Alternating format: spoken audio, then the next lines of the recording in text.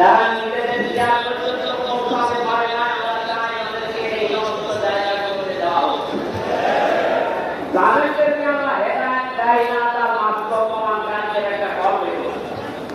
একজনের জন্মদিন নাকি গোপালগঞ্জে পালন করতে চাইনি এক অফিসার, এই জন্য বাইরের দেশ থেকে তাকে হুমকি দিচ্ছে যে তার নাম লিস্ট করে রাখো, আমি যদি কোনোদিন আসি তার খবর করে।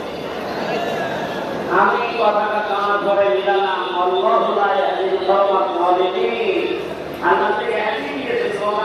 বর্তমান ভবিষ্যৎ আলোচনা জানিয়ে এসেছে। আমি তাদেরকে হেদায়েত দিচ্ছি না, দেব না। কালকে সমাজ করে আমার মনে হচ্ছে পড়া কপালে হেদায়েত নেই এবং আমরা দেবেও হয়তো এত কিছু হওয়ার পরে লোকরা ভক্তি দিতে পারে, আমার বিশ্বাস হয়। হেদায়েত চাই না, কারণ আমরা হেদায়েত চাইলেও আল্লাহ দেবেন না। তাদেরকে হেদায়েত দেবেন না, আল্লাহ নিজে জানিয়েছে।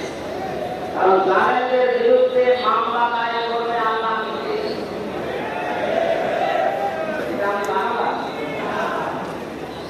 সূরা 25 নম্বর পারা, 6 নম্বর পৃষ্ঠা, 13 নম্বর লাইনে 43 নম্বর আয়াতে আছে, ইন্নামাস সাবিলু আলা আল্লাযীনা ইয়াযলিমুনা